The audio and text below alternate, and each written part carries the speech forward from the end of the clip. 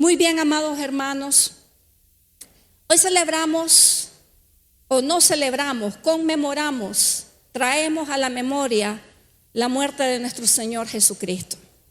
Esta no fue una muerte cualquiera, no solamente por la cantidad de dolor que padeció, sino por los logros espirituales sobre todas las cosas que se dieron en la historia de la humanidad gracias a que Jesucristo murió. Cuando Jesucristo murió, la sexta palabra que Él pronunció antes de pronunciar y entregar el Espíritu al Padre, Él pronunció una palabra que cuando usted va a las Escrituras, en el original griego se pronuncia de la siguiente manera, se escribe y se pronuncia de la siguiente manera: tetelestai, tetelestai. Y esta palabra significa consumado es, consumado es. Esta no es una palabra que nosotros usamos con frecuencia, pero le voy a decir para qué era empleada esta palabra en el Antiguo Testamento. Esta palabra indicaba que una obra estaba completa, repita conmigo, completa y perfectamente acabada. Y no solamente eso, sino que para siempre. Cuando por ejemplo, un agricultor tenía una buena cosecha, que era perfecta, pronunciaba esta palabra. También cuando salía un cordero y este cordero era perfecto, no traía ningún defecto, tal vez me ponen las imágenes, pronunciaban esta palabra, decían tetelestai. En otras palabras decía, esta es la obra perfecta y no le hace falta nada. También cuando un escultor o cuando una persona que se dedicaba a las artes terminaba su obra, quedaba viendo a su obra y podía decir también estas mismas palabras: está completa, está perfecta, no le hace falta nada y es para siempre. No hay nada más que añadirlo. Cuando Jesucristo termina su obra en la cruz del Calvario, esas fueron sus palabras. Miró su obra y dijo tetelestai, en otras palabras, consumada o es, en otras palabras, es perfecto. Todo ha sido al pie de la letra, no hay nada más que hacer. Hoy le he titulado a este mensaje los logros de la muerte de Jesucristo o los logros de la cruz. ¿Qué fueron esas cosas? ¿Qué fue esa obra perfecta que Jesucristo mostró o que Jesucristo alcanzó con su muerte en la cruz del Calvario?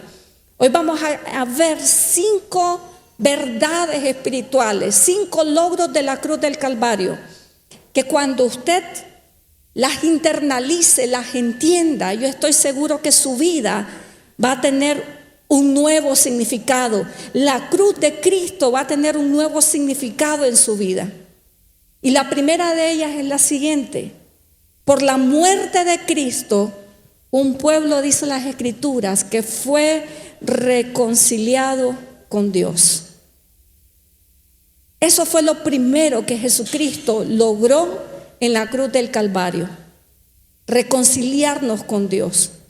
¿Y por qué era necesaria una reconciliación con Dios? Bueno, las Escrituras dicen, vámonos a Romanos capítulo 5, verso 10, que antes que Jesucristo viniera o una vida sin Cristo, la Biblia dice de que está en un estado espiritual como enemigo de Dios.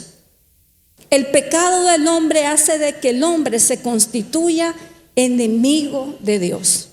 Y mira lo que dice en Romanos capítulo 5, verso 10, dice así: porque si siendo, como dice, enemigos, fuimos reconciliados con Dios por la muerte de su Hijo, mucho más estando reconciliados, dice, seremos salvos. ¿Por qué? Por su vida. Pero aquí está la primera clave, el primer logro de Jesucristo en la cruz del Calvario. La Biblia dice que antes éramos enemigos de Dios, pero al morir Cristo en la cruz dice que nosotros Aunque éramos enemigos, ahora fuimos reconciliados con Dios. Ahora, ¿qué es lo contrario de ser el enemigo de una persona? Lo contrario de ser el enemigo de una persona es que uno se convierte en amigo de la persona.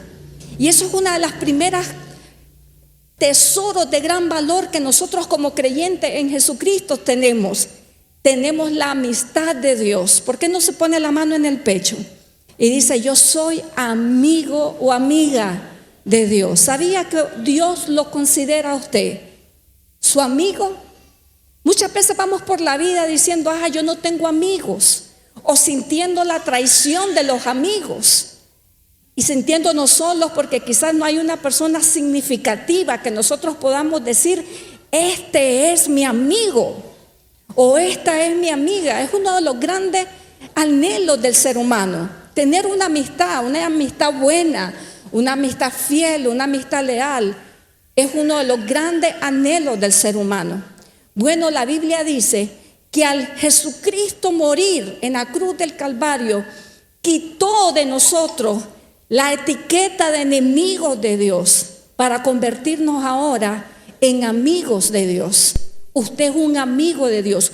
Cuando Dios ve su vida, lo ve como un amigo. Y esa es una de las relaciones que nosotros podemos tener con el Señor. Podemos contar con un amigo fiel. Jesucristo dijo: vosotros sois mis amigos si hacen lo que yo les digo. Entonces queremos primeramente comprender esto, que Jesucristo por medio de su muerte quitó la etiqueta de enemigo y nos reconcilió con Dios, y ahora somos sus amigos. Y este no es un amigo cualquiera. Este no es un amigo como los seres humanos. Esto es un amigo diferente. Imagínense lo terrible es que cuando uno tiene un enemigo, ¿sí o no? Aún un enemigo humano. Y sin embargo, la Biblia dice que cuando tenemos un enemigo humano, no debemos de temer. Vamos a lo que dice Isaías, capítulo 51, verso 12. Dice: yo soy quien te consuela. ¿A quién temes?, le dice Jerusalén. ¿A un simple mortal? Y luego dice: a un ser humano que es como la hierba. Muchas veces nosotros, el solamente hecho de saber que tenemos un enemigo es algo como que fraccionar el corazón. Cuando nosotros nos damos cuenta que alguien se ha enemistado con nosotros, que alguien no nos quiere, caminamos con el corazón fragmentado. Pero es aquí donde viene la gracia y el favor de Dios que sobrepasa toda enemistad humana y nos dice que Él es nuestro amigo. ¿Dios ha sido amigo de otros seres humanos? Claro que sí. Y usted puede ver el efecto de la amistad de Dios cuando usted, por ejemplo, observa la historia de Abraham. La Biblia dice, vámonos a Santiago, capítulo número 2, verso 23, de la siguiente manera: y se cumplió la escritura que dice: Abraham creyó a Dios. ¿Cuántos han creído a Dios aquí? Amén, también. Usted ha creído a Dios. Entonces dice la Biblia, por medio de esa fe, le dice, creyó a Dios y le fue contado por justicia y fue llamado, como dice, amigo de Dios. Lo mismo es usted, por la fe que usted ha puesto en Jesucristo, el Rey de Reyes, el Señor de Señores. Mire, hoy en día para muchos es un día de burla, pero para usted no, es un día de honor, de gracia. Es un día donde usted reconoce quién es el mayor de la historia. Eso se llama fe. Eso se llama fe. Y dice, por cuanto Abraham le creyó a Dios, entonces Dios lo llamó, lo constituyó también su amigo. Y eso es uno de los grandes logros de la fe en Jesucristo, de esta muerte. Ahora, si usted lee la historia de Abraham, usted se va a sorprender cómo era la relación de Abraham con su amigo Jehová de los ejércitos, con su amigo Dios. La amistad con Dios es muy diferente de lo que nos puede ofrecer una amistad mundana, una amistad carnal. Si usted se fija en la historia de Abraham, esa amistad hacía que Abraham fuera un hombre que gozaba de la protección. gozaba también del favor de Dios, gozaba de la provisión de Dios, gozaba de la intervención de Dios y de los milagros de Dios en su vida. Y eso hace también Dios con nosotros cuando nos constituimos sus amigos. Y la Biblia dice que eso fue algo que solamente se dio, pudo llegar a suceder gracias a que Jesucristo murió por nosotros. Si Jesucristo no hubiese muerto por nosotros, al sol de hoy, ¿sabe cuál sería nuestra condición, nuestro estado delante de Dios? Dice la Biblia que seríamos enemigos de Dios. Pero gracias a Cristo, ahora somos amigos. ¿Cuántos le dan gloria a Dios por eso? Amén. Dele un aplauso al Señor. Qué hermoso es tener un amigo.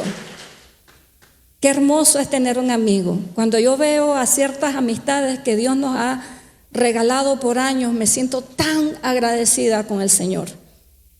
Y digo, gracias Señor, porque estas amistades han estado por décadas en nuestras vidas. Porque es feo tener enemigos, pero qué hermoso es tener amigos, ¿verdad?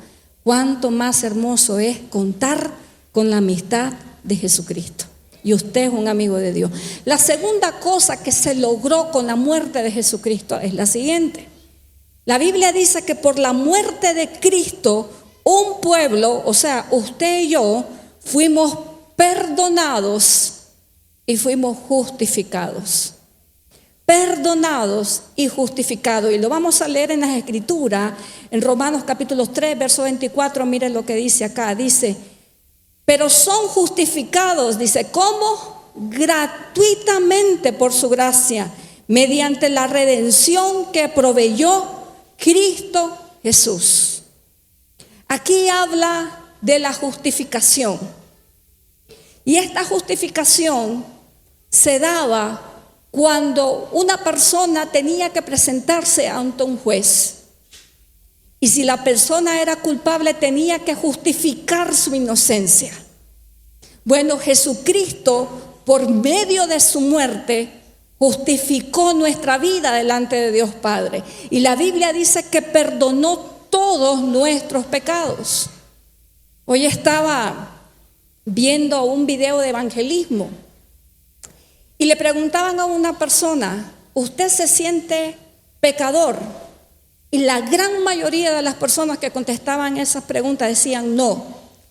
Entonces los entrevistadores comenzaban a preguntarle y le decían, ¿usted ha robado? Sí, le dice. ¿Y cómo se llama eso? ¿Ser un? Y la gente le decía, ser un ladrón.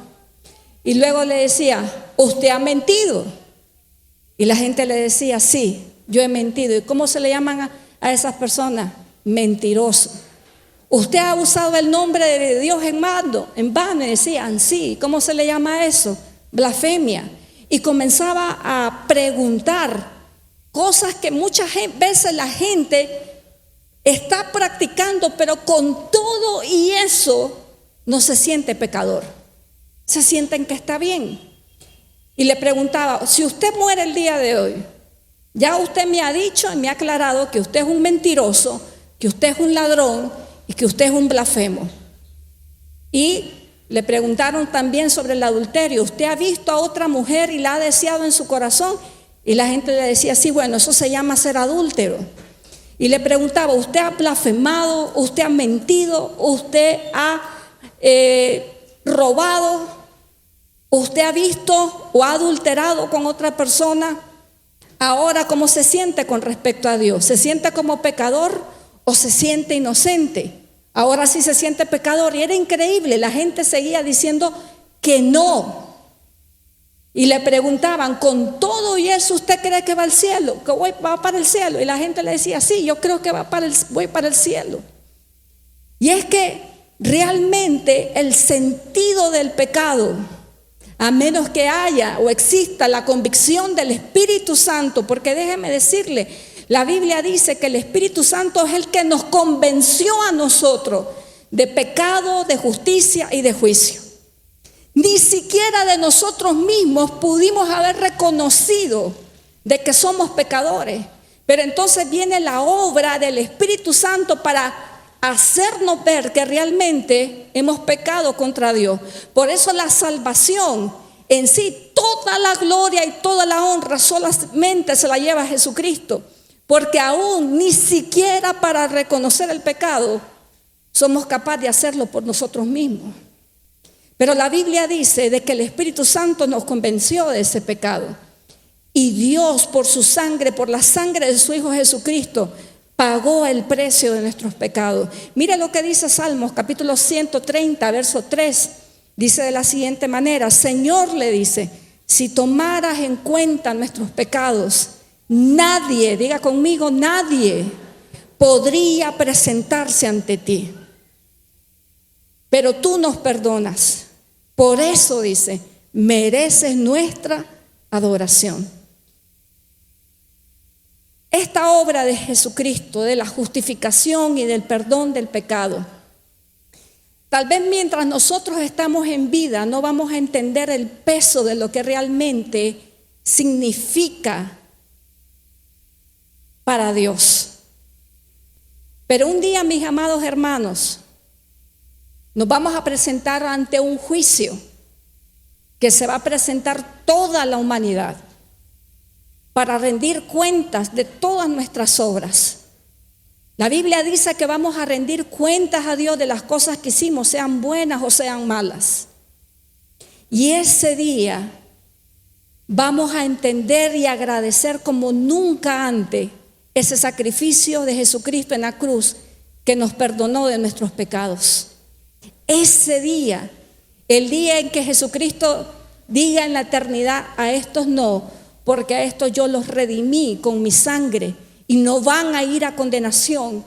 Ese día entenderemos lo que realmente fue hecho en la cruz del Calvario. Miren lo que dice Apocalipsis, capítulo número 20, verso 12.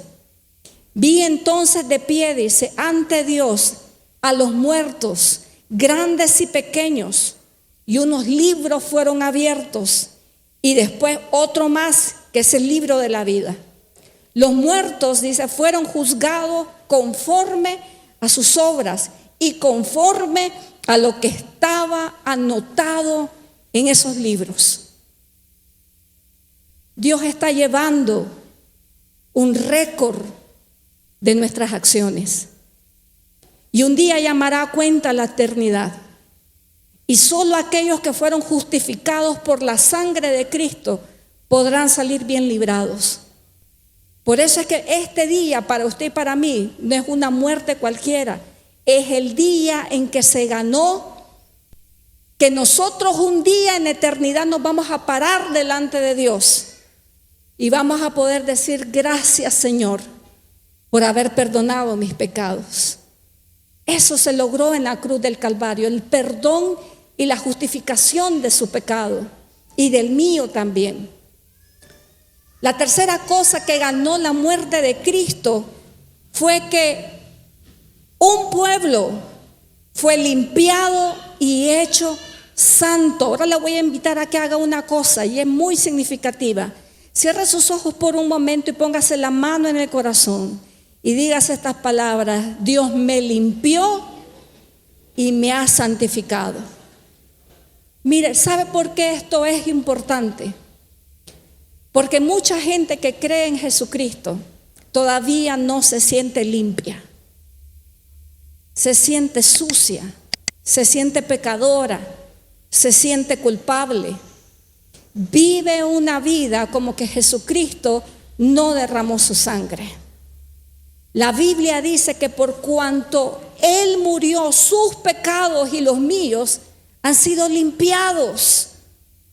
Ya no hay rastro de nuestros pecados y tenemos que aprender cada día de nuestra vida como creyentes en esa fe a saber de que Jesucristo nos limpió y dejar de vivir una vida con culpabilidades. Vámonos a Hebreos capítulo 10, verso 10. Mire lo que dice la palabra de Dios aquí. Dice la Biblia: en esa voluntad, dice, somos santificados. Dios lo está santificando a usted. ¿Qué quiere decir esto? Que usted está en un proceso de Dios para apartarse de lo malo. La palabra santo significa apartado. Y eso es lo que Dios está haciendo en nuestra vida, producto de ese derramamiento de sangre.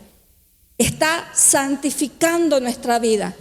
Por eso es que ahora, cuando usted hace algo que tal vez hacía antes de Cristo, ya no lo hace con la misma libertad, ya no lo hace con la misma naturalidad. Ahora siente culpabilidad. Y quiero decirle algo: cuando un creyente peca y no siente culpabilidad, está en serios problemas.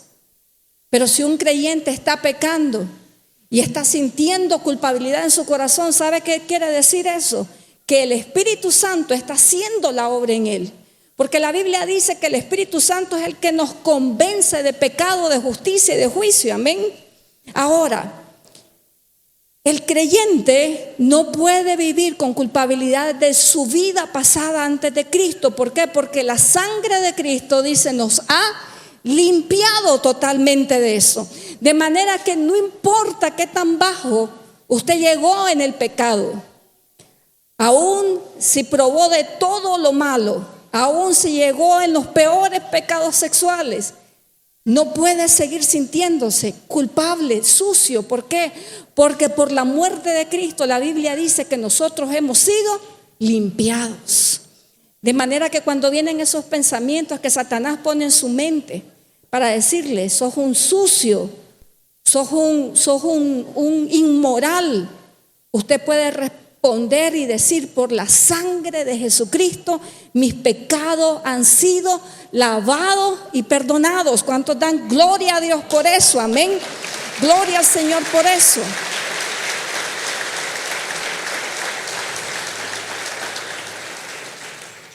La cuarta cosa que ha logrado la muerte de Jesucristo es que por la muerte de Cristo nosotros fuimos adoptados como hijos. Mire qué hermosa figura la que ahora usa el escritor de la Biblia.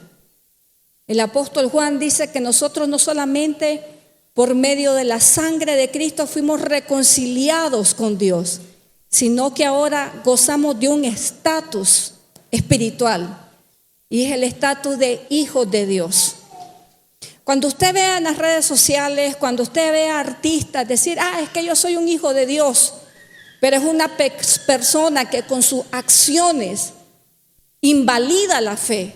Hay muchas personas que dicen son hijas de Dios, pero eso no es así. Los hijos de Dios son aquellos que han sido lavados y redimidos por la sangre de Jesucristo.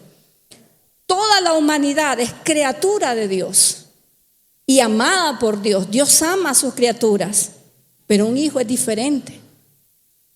Un hijo es muy diferente. La Biblia dice que por la sangre de Cristo usted y yo fuimos hechos hijos de Dios. Vámonos a Primera de Juan, capítulo 3, verso 2, dice así: amados, nos dice, ahora somos ¿qué? Hijos de ¿quién? De Dios.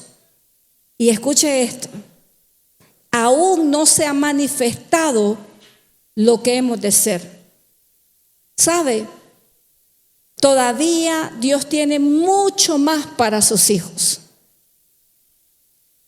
Y cuando el apóstol Juan habla aquí de que todavía no se ha manifestado la plenitud de todo lo que vamos a hacer o vamos a lograr como hijos de Dios, está hablando que llegará un día en la eternidad donde usted y yo vamos a entender de qué se trata ser hijo de Dios verdaderamente. Y mire lo que dice: todavía no se ha manifestado lo que dice hemos de ser. Pero sabemos, dice el apóstol Juan, que cuando Él se manifieste, seremos, como dice, semejantes ¿a quién? A Él. Y le veremos tal como Él es. ¿Se imagina que usted y yo, como hijos de Dios, llegará un día donde toda la plenitud de Cristo Jesús habitará sin obstáculos en nuestra vida, en nuestro corazón? Todos esos temores, todos esos sufrimientos, todos esos dolores quedarán atrás, Por eso vale la pena, amados hermanos, mantenerse en este camino. Muchas veces uno ve alrededor, mira a los impíos y uno dice, ¿cuál es la diferencia? Si lo mismo viven ellos que vivo yo, y muchas veces uno ve a los impíos y dice, hasta mejor les va a ellos de lo que me va a mí, que soy una hija de Dios. Pero es que la Biblia dice, todavía no se ha manifestado lo que hemos de ser. Hay que tener paciencia, porque un día, amados hermanos, dice la Biblia, que Dios está dejando en estos momentos que el trigo crezca con la cizaña. Pero un día, dice la Biblia, al final de los tiempos, Dios mandará a sus ángeles y dice, separará el trigo de la cizaña. Y hay un pasaje que me encanta muchísimo, no lo traje, pero está en el libro de Samuel. Cuando Dios le dice a Samuel, yo voy a hacer diferencia entre el que me honra y el que no me honra. No crea que ser un hijo de Dios es ser cualquier cosa. Quizás ahora usted no vea mucho la diferencia, pero llegará un día cuando dice la Biblia, seremos semejantes ¿a quién? A Él, porque le veremos que dice tal y como Él es. Y lo último, y para terminar acá, el último logro de la muerte de Jesucristo en la cruz, y para mí este es el de más grande valor. Porque mientras nosotros estemos aquí en esta tierra, muchas veces vamos a tener que lidiar con tantas cosas. Pero la muerte de Cristo, la Biblia dice que por la muerte de Cristo, un pueblo, o sea, usted y yo, seremos glorificados y recibiremos, ¿qué dice la Biblia? La vida eterna. La vida eterna. Y ese, amados hermanos, es el mensaje principal de la cruz. La razón número 1 por la que Jesucristo vino a morir en la cruz, para darnos vida eterna. El libro de Juan 3:16 dice de la siguiente manera, porque de tal manera que dice, amó Dios al mundo, que dio a su Hijo unigénito, para que todo aquel que en Él crea no se pierda, mas tenga vida eterna. ¿Sabe cuál es el tesoro más grande que usted tiene de parte de Cristo en sus manos, en su corazón? La esperanza de la vida eterna. En este mundo vamos a pasar angustia, dice la Biblia, pero confíen, dice, yo he vencido al mundo. Pero al final del día, cuando se manifieste lo que hemos de ser, usted se dará cuenta y la humanidad completa se dará cuenta que ese hombre que murió en esa cruz era el único sobre el cual se puede tener salvación y vida eterna. Y hoy estamos aquí nosotros con esa esperanza. Hoy estamos aquí nosotros como amigos de Dios, amén. Imperfectos pero amados por Dios. Estamos aquí sentados sabiendo que somos hijos de Dios. Pero un día ya no estaremos aquí. La Biblia dice que estaremos para siempre con Él. Mire lo que dicen las Escrituras. En Hebreos capítulo 9, verso 15. Léalo conmigo. Dice, así dice, por medio de Jesucristo entramos, ¿qué dice? En un nuevo pacto con Dios. Porque Jesucristo murió para que Dios, ¿qué dice? Nos perdonara todo lo malo que hicimos cuando servíamos al primer pacto. Y por medio de su muerte, también los que hemos sido elegidos por Dios, recibiremos la salvación, como dice, eterna que Él nos ha prometido. ¿Y cuántos le dan gloria a Dios por eso? Amén. La salvación eterna que Dios nos ha prometido. Amados hermanos, qué hermosas verdades las que acabamos de repasar. Jesucristo dijo en la cruz, consumado es, tetelestai. En otras palabras, Él estaba diciendo, está completo, la obra es perfecta y está acabada para siempre. Amén. Está acabada para siempre. Por esa cruz hoy tenemos esperanza. Por esa cruz hoy usted es un amigo de Dios. No importa que no haya despreciado antes en su vida. Por esa cruz hoy usted se constituye un amigo, una amiga de Dios. Por esa cruz usted y yo nos hemos constituido hijos de Dios. Estoy viendo mujeres con sus hijos. Y no hay amor más grande entre dos seres humanos que el de la paternidad, el de la maternidad. Es impresionante. Bueno, esa es la figura que Dios usó para podernos revelar el nivel de amor y de relación que Él quiere tener para nosotros, con nosotros. Y todo eso solamente fue logrado por la cruz del Calvario.